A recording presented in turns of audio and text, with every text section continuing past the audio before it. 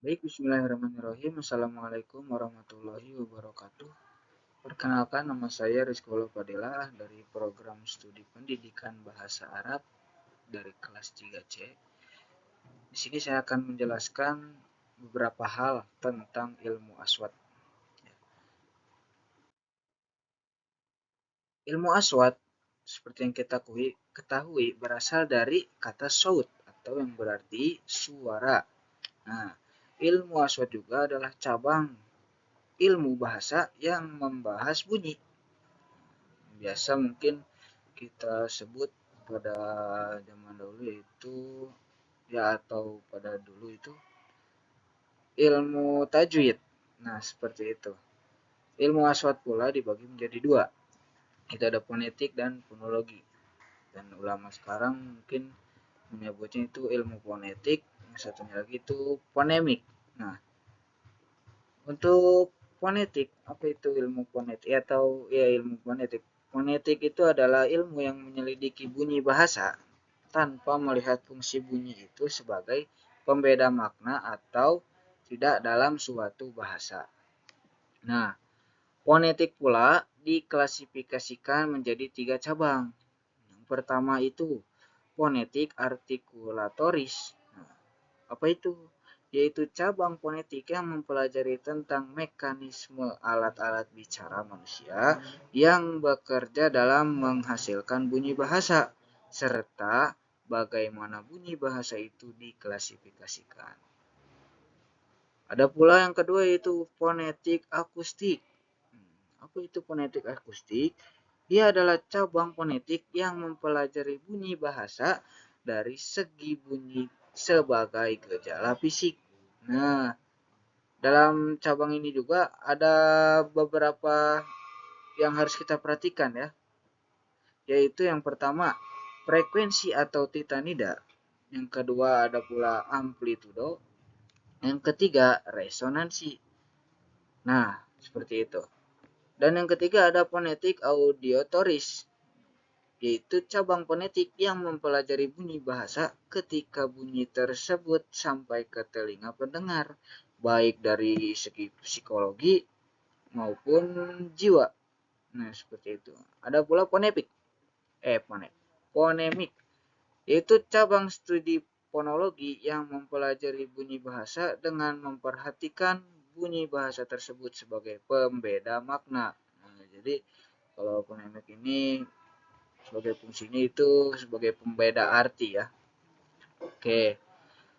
Ada pula kedudukan dan urgensinya, yaitu yang pertama dapat membantu dalam pembelajaran sorof atau morfologi. Yang kedua itu dalam pembelajaran nahwiyah, itu ya nahu gitu ya, dalam sintaksis. Ada pula yang ketiga itu pembelajaran makna kalimat, itu kita sebut semantik. Yang keempat itu kajian leksikologi dan leksikografi.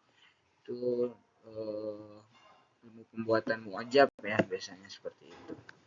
Oke. Bunyi menurut makhraj dan sifatnya. Nah, ada tempat-tempat keluar bunyi ya, yaitu seperti yang pertama bunyi bilabial. Nah, itu terdapat ada di situ dua huruf, yaitu mim dan ba, yang dimana kedua huruf tersebut bibir bawah mengikuti bibir atas. Nah, dan dilafalkan keduanya dengan menutup kedua bibir lalu menutupkannya. Yang kedua ada bunyi labiodentals, yaitu huruf fa saja, yang dimana bawah bibir mengikuti gigi atas dan dilafalkan huruf fa, seperti itu. Yang ketiga ada bunyi interdentals, yaitu huruf sa, za, dan zo. Nah, yaitu dalam pelafalannya itu melibatkan ujung lidah, gigi bawah, dan gigi atas. Seperti itu. Ada yang seterusnya, selanjutnya bunyi apicodento alveolars, yaitu huruf-hurufnya lam, nun, ro, da, ta, dan po. Nah, yaitu dalam pelafalannya melibatkan ujung lidah, gigi atas, dan juga gusi. Yang selanjutnya bunyi apikoalveolar, itu huruf sin, zai, dan shod. Nah, apikoalveolar ini dalam pelafalannya melibatkan pangkal lidah dan gusi, ya. Itu pelafalannya dengan meletakkan ujung lidah di atas gusi, seperti itu. Sin, zai, shod. Selanjutnya bunyi periferal, itu hurufnya shin, ja, dan ya. Nah, bunyi ini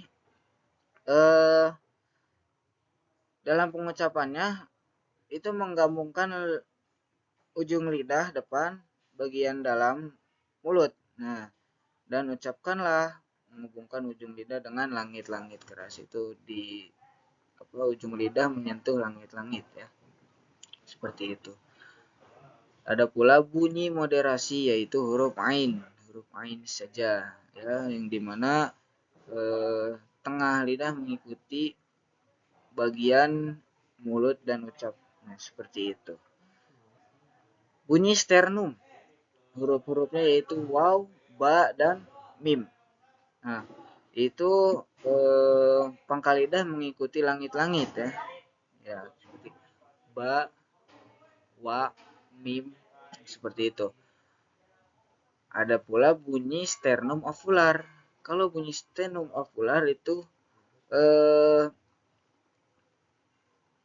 dalam itu kan hurufnya dulu, ya. Hurufnya itu huruf kof, yang dimana mengikuti tenggorokan, ya, pengucapannya akar lidah. Ko, seperti itu.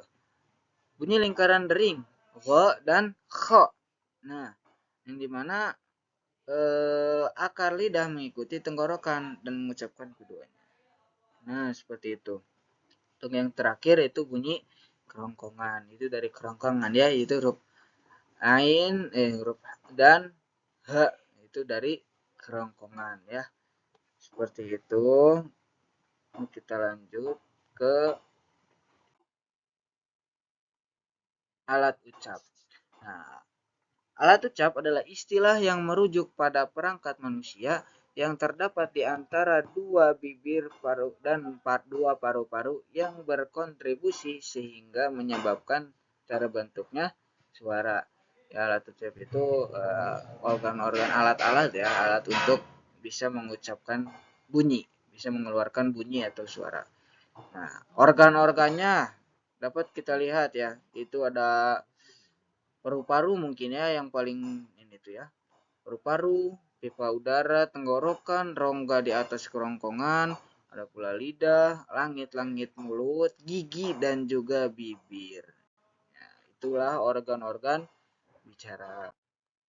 Nah, untuk yang materi terakhir yaitu vokal, ya.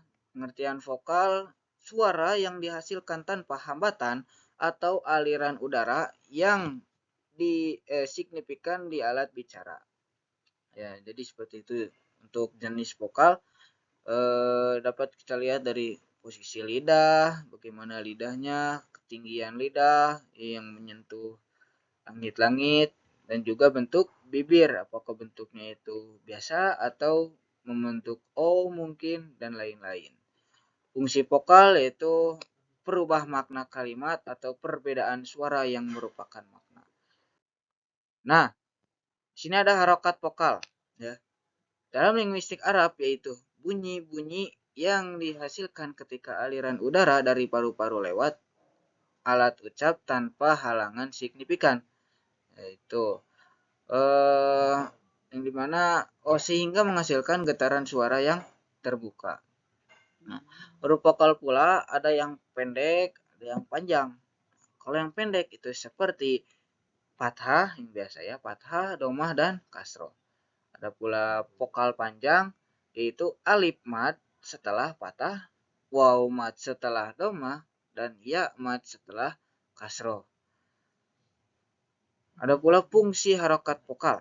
Yang pertama, menunjukkan bunyi vokal, membedakan makna, menunjukkan ritme dan metrik dalam puisi, kontribusi pada i'rab atau tanda itu i'rab di akhir, memfasilitasi pengajaran dan pembelajaran.